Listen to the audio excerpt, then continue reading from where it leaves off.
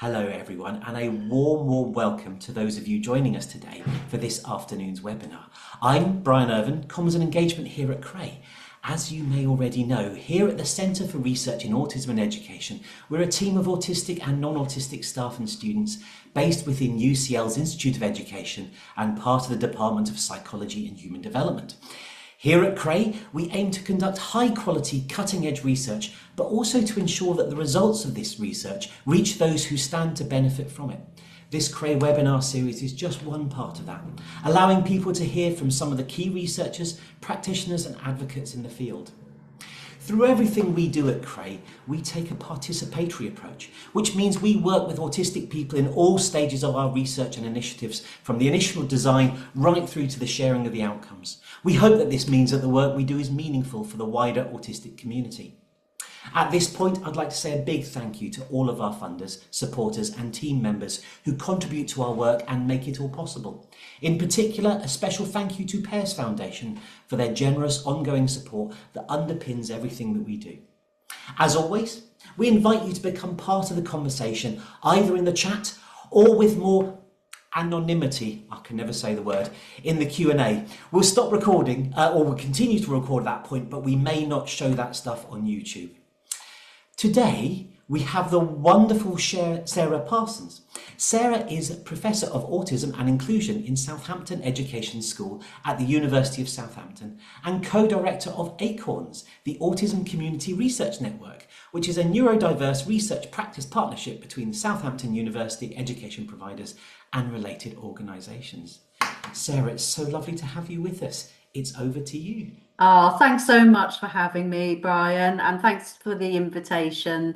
And it is lovely to be here, as you say, on such a lovely sunny afternoon. So I'm just going to uh, share my slides.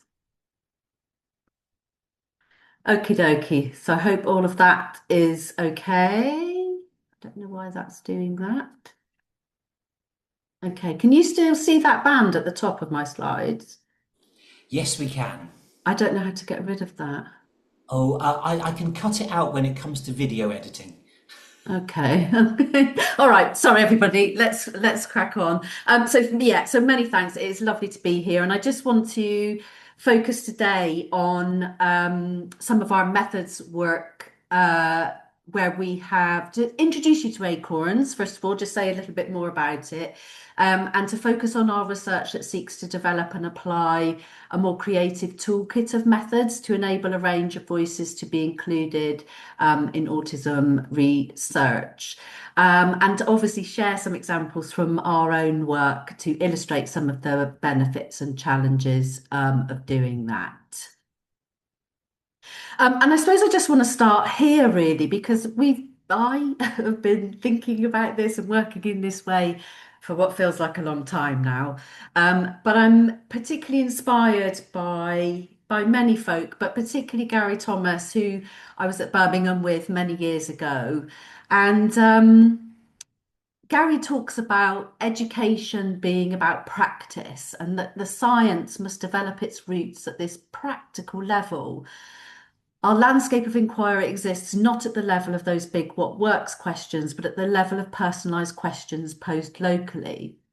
And of course, Gary then goes on to talk about in this article, the importance of research practice partnerships and how vital that is for really transforming our understanding. And also, of course, for ensuring that research starts out from a point from where it can really try to make a difference to practice. So that's been very influential to me and really important in sort of informing and helping to think about the creation of ACoRNS, which was 10 years ago now when we first started the group. And at the heart of what we do is, of course, putting autistic children, young people, and increasingly more recently adults in the centre of our work, and really trying to connect up around needs and views and experiences with families, with community, with other researchers, of course, and with schools and other services or organisations. I think it's fair to say that most of our work has been based within education context so far, but we do work with others and with different kinds of professionals and organisations as well. And our focus right from the start has been on broadly defined transitions and trajectories in education and other services. So really thinking both about those macro transitions or the vertical transitions that we know take place, so that especially throughout education, when children are making those big transitions between different schools, but also the importance of everyday transitions, just getting up and being able to go to school and feeling like you want to be there and attend. All of that stuff is so important, isn't it, for helping to maintain positive trajectories through education and out the other side as well. So that's really very broadly our focus. And I just want to give a shout out to the brilliant people who form the group. So my co-director is Professor Hannah Kofshoff, Professor of Neurodiversity in the School of Psychology at the University of Southampton. And also, as Brian said in the introduction, we have a very neurodiverse group of brilliant people that we work with, key stakeholders, and our steering group and our research group itself, including professionals and students from a range of sectors and backgrounds. And of course, folk within the group wear lots of different hats. Some are parents, many are neurodivergent themselves, people are from different professional backgrounds, and so on. So it's a very diverse group. And I suppose for us, the approach that we take to our participatory research is that it is values led, explicitly, unapologetically, and right from the start, we are clear about that. And so, what we try to do is to take a true partnership approach to research. So, schools and other settings opt in to what we do. We don't go in and extract stuff from people or places. We always try to address questions that come directly from practice that inform agendas that are relevant for autism education and support.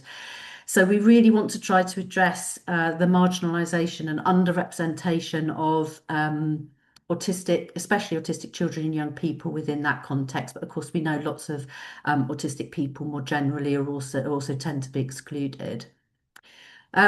As I've said, we want to ensure that the voices of autistic people are at the centre of any research activity that we do and are driving the research. So we take a very strengths-based approach to understanding autism and those perspectives.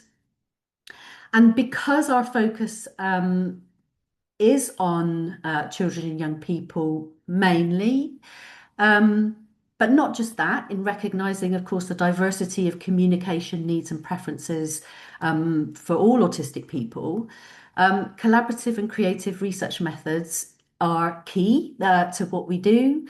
And of course, the onus is on us as the researchers to really try to work on that and really try to make sure that we're including a diverse range of voices in what we do. So it's really important that we continue to work in partnership to understand better how to do that.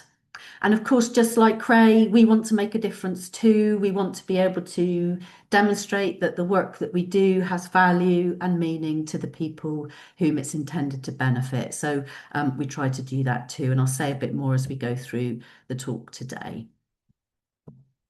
And so for me then, evidence in educational research and the kind of educational and psychology intersection that we are in ACoRNS, evidence comes from knowledge co-creation. So for me, that's the synthesis of ideas from research, theory, and practice in that values-led way that forms conceptual and practical tools for impacting methods in research and practice. That's a bit long-winded, isn't it? But really, for me, it's about that new knowledge creation. So what are we really trying to find out about through the shared endeavours of research and practice working together equally? That's really important in terms of knowledge co-creation and construction.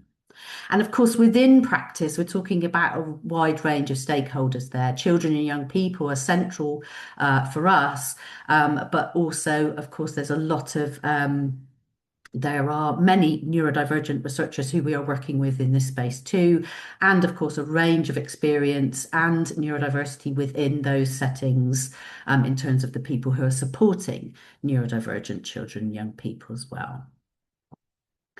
And so, really, I'd like to give you a couple of examples from our research, but just start with a bit of the rationale that probably almost certainly won't be a surprise to you and will feel quite familiar.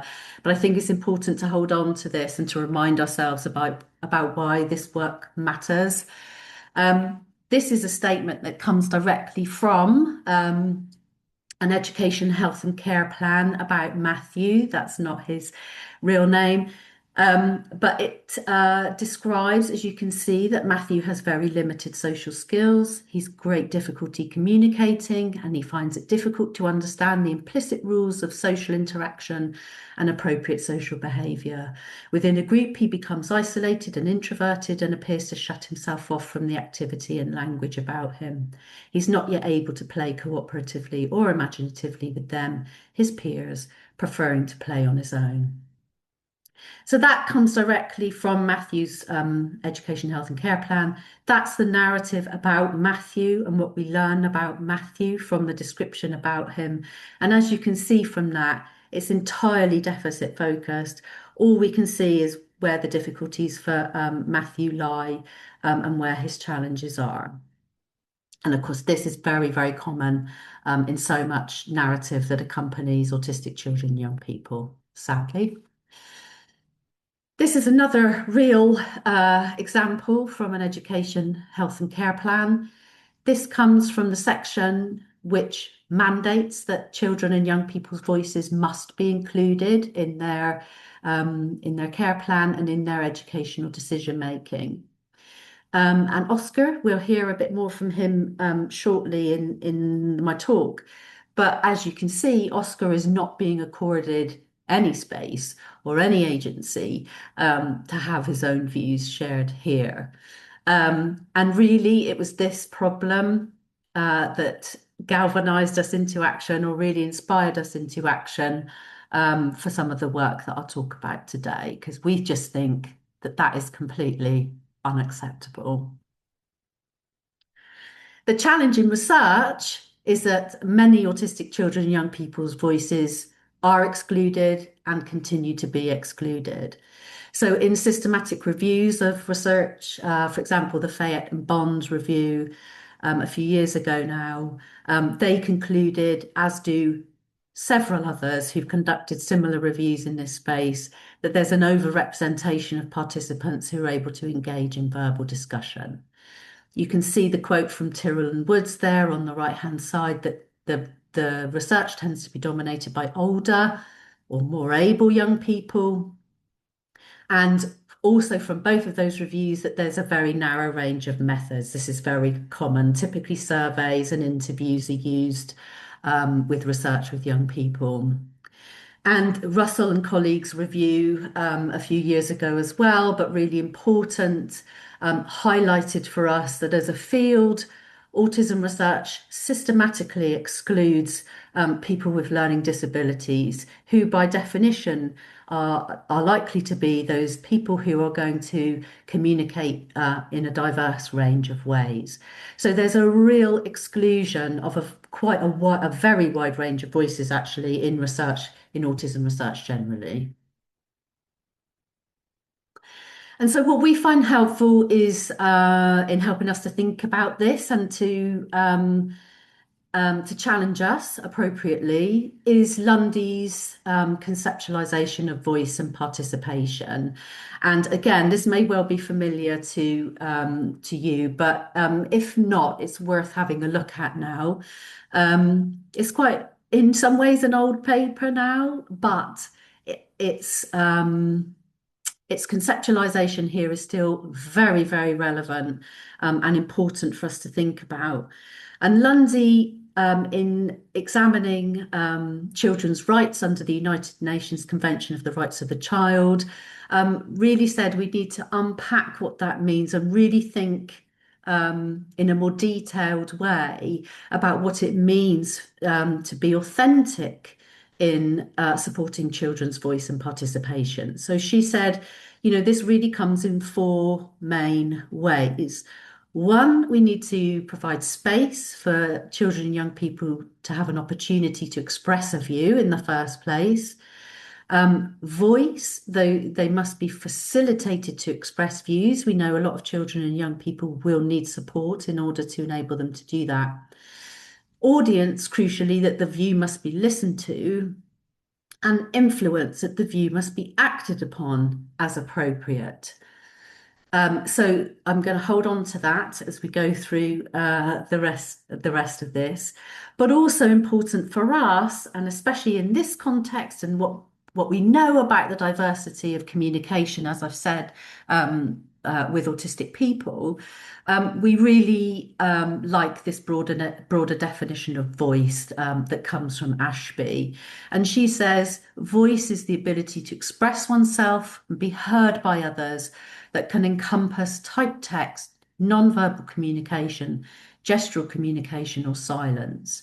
And so in this paper, Ashby really emphasises the importance of participation and engagement alongside and with that recognition that communication and voice happens in a range of ways.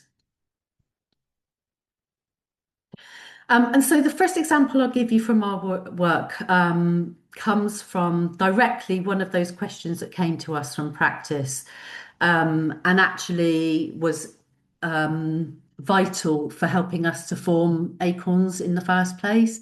So Catherine Ivor was the manager of the Aviary Nursery in Eastleigh, just up the road from us in Southampton. And she just contacted us really with this, posing this question to us.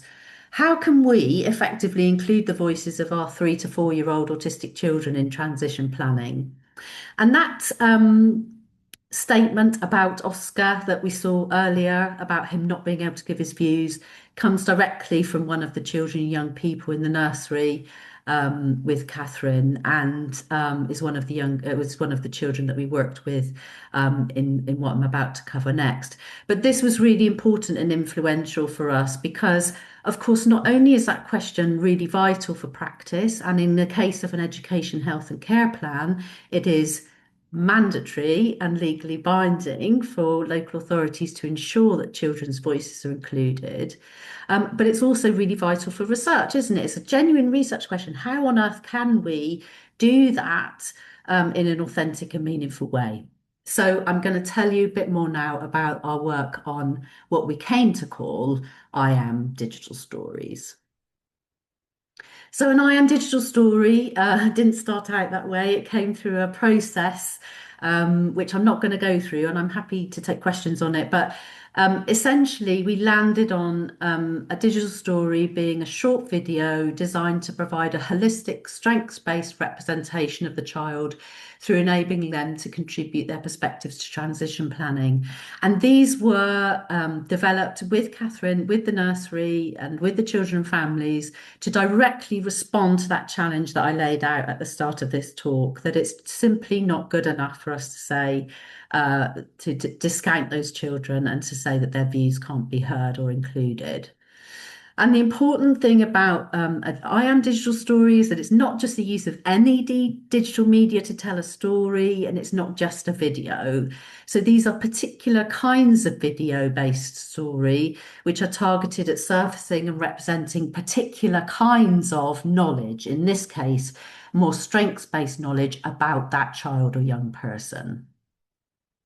So what I'm going to do now is take up 5 minutes of your time, but I hope this is going to be 5 minutes well spent, and show you Oscar's digital story so that you get a sense. This is the same Oscar who was discounted so shockingly in that statement earlier on. Okay.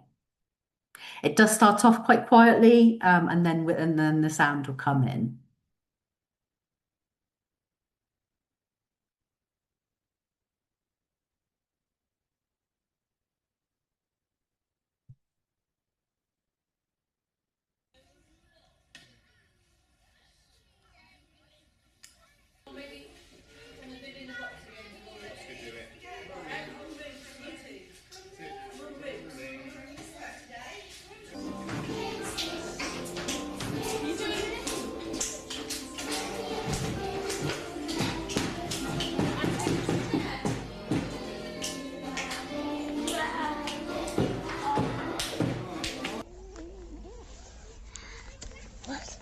See.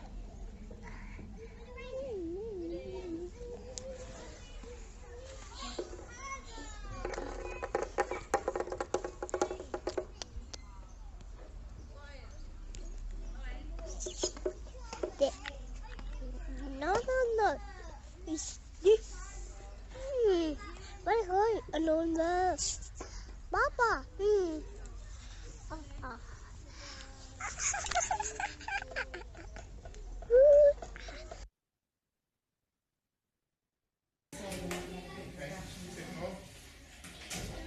Last bit.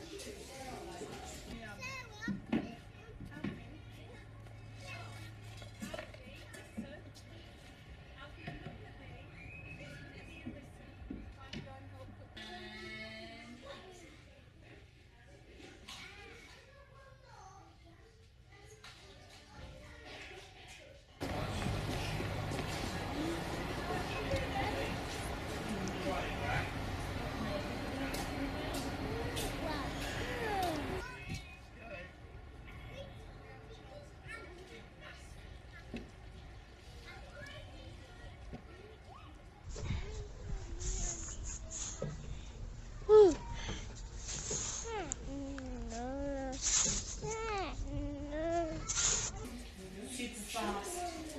Lewis Hamilton F1 Formula One racing car.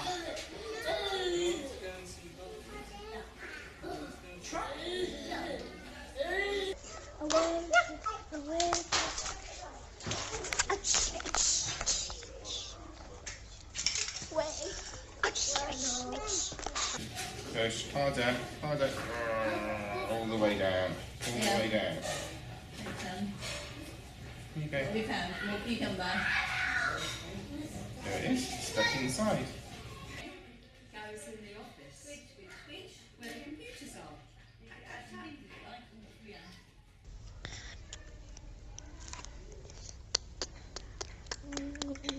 Can make baby ones, look. 6, 7.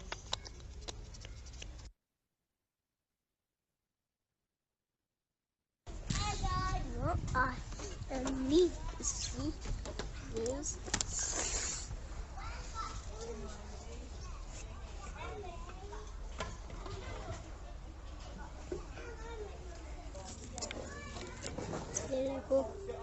No.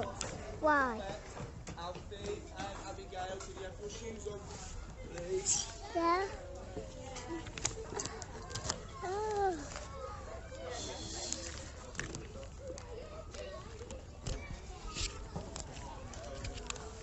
Apple.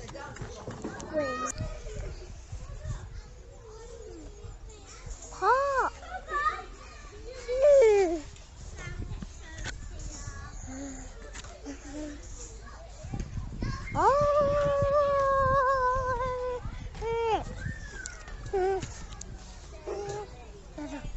That's why I see the goal.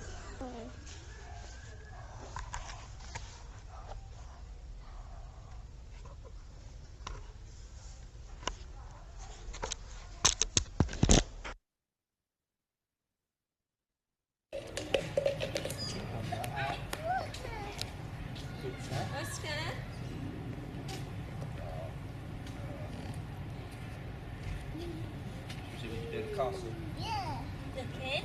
Time to wash hands with snacks. It's finished. It's finished. It's finished.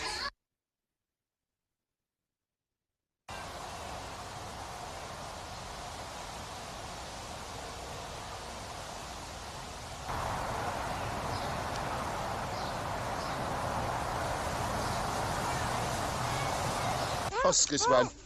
Oscar's bat. Oscar's ball. Are you ready? Here it comes. Yeah! Oh, close.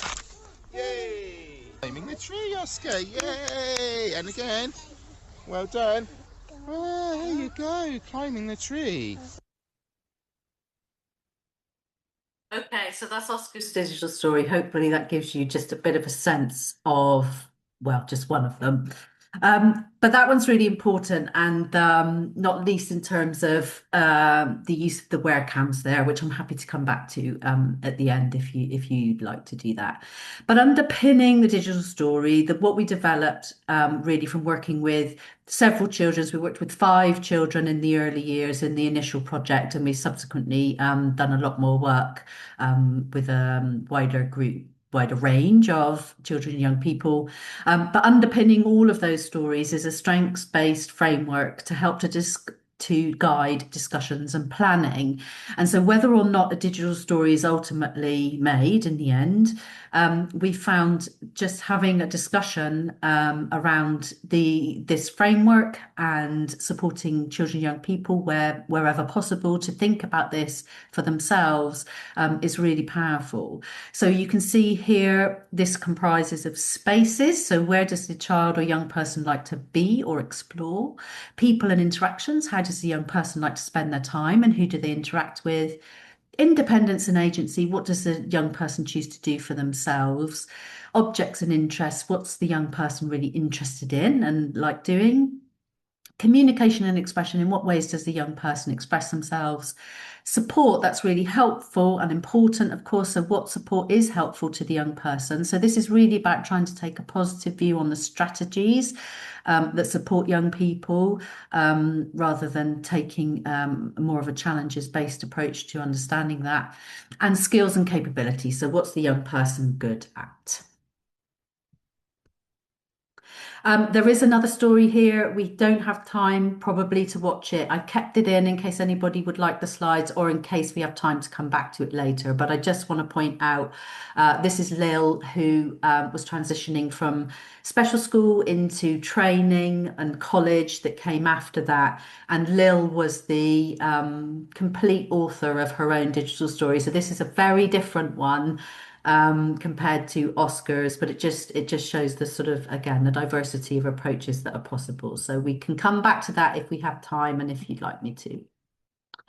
But applying Lundy to the digital stories work, I think what we managed to do here was, of course, to provide an opportunity to express a view in a creative way that did push boundaries in terms of what was possible. We wouldn't have been able to do that work without really clear commitment from the nursery, from Catherine and her team. And to be honest, without their ideas about how we could make this happen, I just invite you to consider the alternative reality of approaching those you don't know and people who you don't know and saying, we'd like to come in and spend a few months observing your 3 and 4-year-olds, please, and we'd like them to wear cams while we're doing it and put videos up around the nursery. I don't think we would have had much of a positive response to that. So the partnership was really important there. Children were facilitated to express their views. We could see their preferences. We could see the ways that they like to spend time and how they communicated and so on. Of course, with support from families and skilled practitioners. In terms of audience, that idea that the view must be listened to, digital stories have certainly been shared with new settings and professionals who are supporting those children.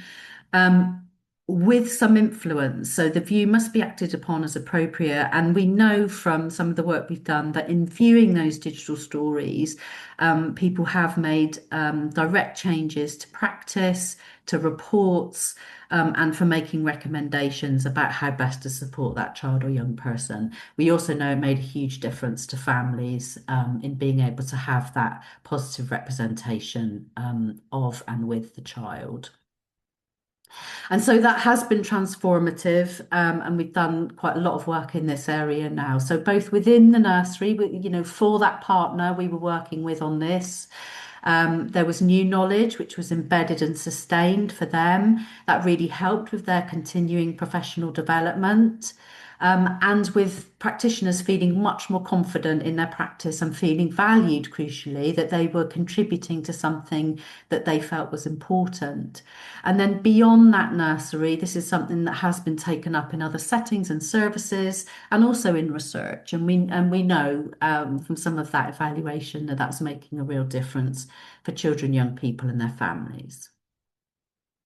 Okay, so I'm just going to move on to the second example now. This is the School Days comic, which is aimed at supporting conversations about transitions, particularly from year 6 to year 7. So that's that change between primary and secondary school for young people, and about enabling people to reflect on their practice in terms of the strategies that can support autistic young people. So this is a comic that was co-produced with autistic students from New Forest School to support those transitions to secondary school. And the idea for the project and the basis for this came from a series of sort of connected projects, small scale projects that we'd done in different schools and in different settings. Again, using different methods, so photo voice and other kinds of things, to understand the views and perspectives of children and young people on their educational experiences. And we brought those together and really thought about what that data told us about strategies for support. And we thought, wouldn't it be great if we could use that data to inform something that could then go back out to schools to enable those conversations with children and young people. So the comic tells the story of Lee Mouse, who's getting ready for their first day at secondary school. And the storyline, as I've said, reflects those views from autistic students and the strategies that they identified that support their well-being at school. And those strategies include having positive and understanding relationships with staff and having a safe place to go, as well as an opportunity to talk through worries and fears. So these are just some of the photos, obviously, from our work with different folk as we were shaping up the comic. This is just a note for us as a photo of us as the core team, but just a note to say we were funded by the university's ESRC Impact Acceleration account for this project. And Sam Davis was our brilliant illustrator for the comic. So not only did autistic young people's views shape the initial impetus and the strategies, as I've said, that were included, we worked very closely with a different group of autistic young people to really shape the storyline and the characters and the design and look of the comic itself. And this was, received really positively by those young people. And you can see this quote from one of the children who gave us some feedback on it, that the comic would help me get through the year, is what that says. But he could really see how the characters might help him and also his brother, because he knew his brother was a bit scared about starting at a new school. So he could really see the value in that. These are just some screenshots from the comic itself. So, and again, as I say, really strongly informed by young people themselves, that kind of very familiar sense of a bit of dread, to be honest, on the first day of school. I'm feeling very scared about that. I'm feeling very nervous. And that came directly from feedback from young people. And then these are just examples of other pages. So this is here, you can see on the left that sense of overwhelm, and then being supported by an older student at the school and finding a place of refuge and safety. Just have a sip of water.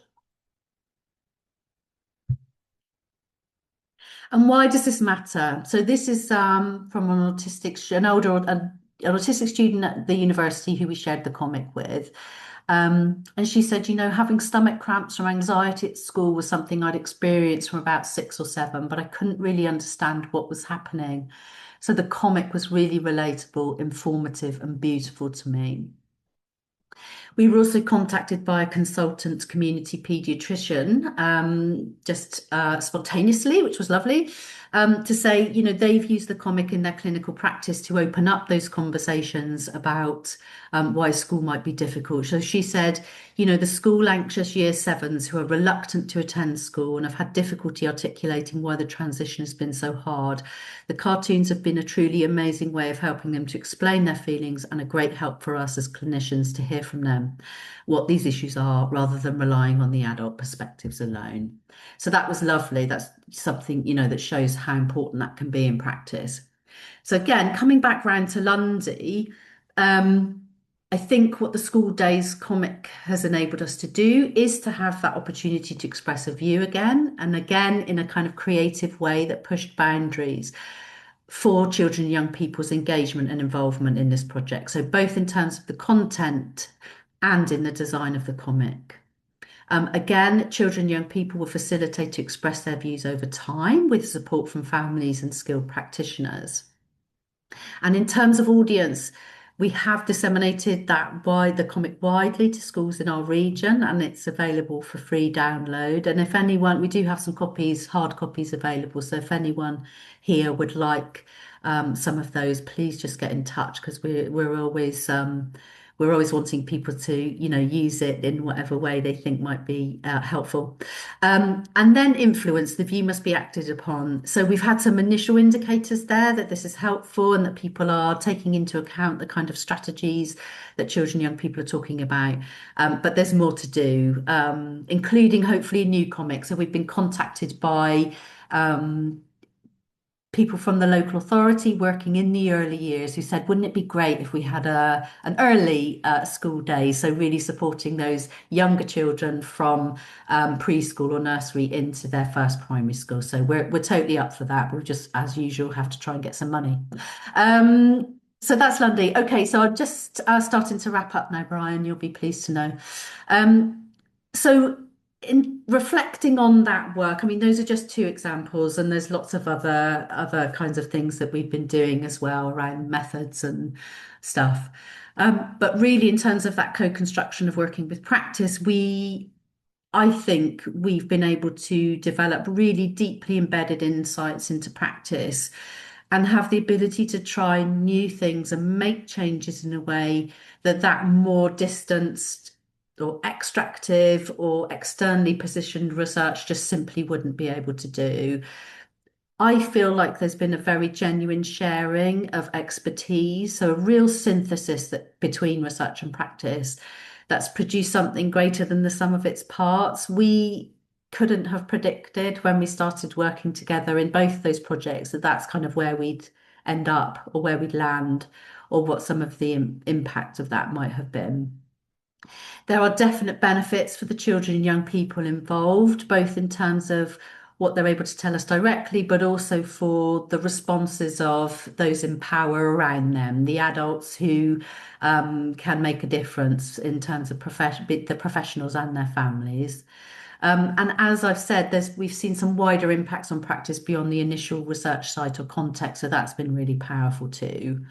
And I think for me, in working in this space and having that, very long-term commitment, really, I think that really has helped us to work on our own commitments, my own commitments to social and epistemic justice. So to really try and work hard to include the voices of those children, young people who tend not to be included otherwise.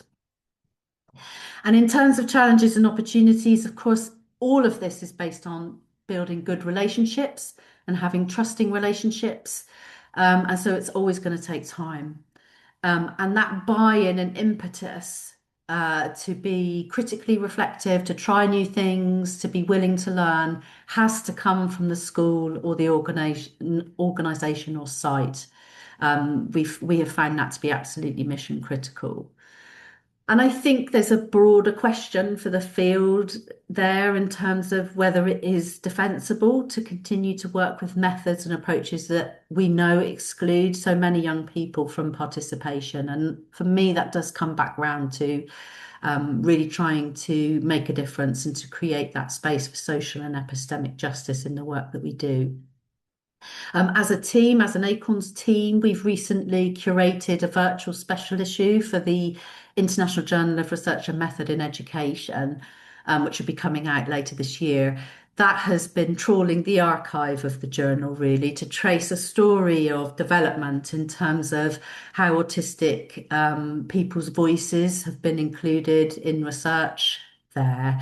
And we've written an editorial which is currently being peer reviewed, but hopefully that will be out later this year. And that's been really, really illuminating and really interesting, because generally what we've seen in analysing that and looking at the story that has developed over time is that there is more work certainly taking place in Lundy's space and voice. So having a space to express a view, being facilitated to do that, but there is much less evidence generally in terms of audience, so who is listening to those views and what influence is taking place as a result of listening to those views. So there's definitely more work to do there. And so in that editorial, and I thought I would finish with this, perhaps as a way of segueing into the discussion, I think there are some questions that research teams, including mine, may usefully reflect on from all of that. So how are the voices that they have carefully curated been acted upon? What have we done with the information that we've taken the time and the effort to gain? What evidence can be shared about the steps taken to enable those more dialogical approaches that enable marginalised voices to be heard by those who need to hear them and have the power to effect change? Of course, when we're talking about children, young people, we know that power around them is really important, because adults in so many spheres of their lives will have power to make decisions, make change, and to think about what is best for and with that child. So it's really important, we think, to make sure that their voices are centralised in any of those processes. What changes to practice and/or policy have occurred in response to listening to the important knowledge of autistic children, young people and adults? And crucially, how is any of that being shared back to the community of which they are a part? And I think that's a particularly interesting question and a real challenge when we're thinking about children, young people. All right, so I think that's my final slide, Brian. There's just, as usual, the links that you'd expect, and then all the references for anyone who's interested. But I will stop sharing my screen. Sarah, thank you. That was, I loved it. I want to thank you for doing something that's value-based. That's where you started. That's where it all came from. When those statements about ECHPs came up, I felt the old teacher in myself just get really quite angry about it. I could feel myself tensing up. But then you took us through this journey to find authenticity. But the bit that I loved, I think it was Ashby, and you just said the phrase silence as communication. And I just went, swoon. The fact that you could share Oscar's digital story with us was just amazing. I found in it that there was a joy, that there's just this shot that brought me joy, and it was where that dinosaur was all close up, and I could feel the joy of that dinosaur and the frustration that he had when he was doing a good thing and some growing up would get in his way. It was just a lovely bit of storytelling. Then taking on to school days, again, the word beautiful came up, informative and beautiful. I saw that in both of it. We are talking about beauty in this conversation, which I don't think many researchers do. And that, when you're taking big things like beauty there, then going on to talk about power and trust and action and influence, and dare I say it, the need for humility. Thank you ever so much for that talk.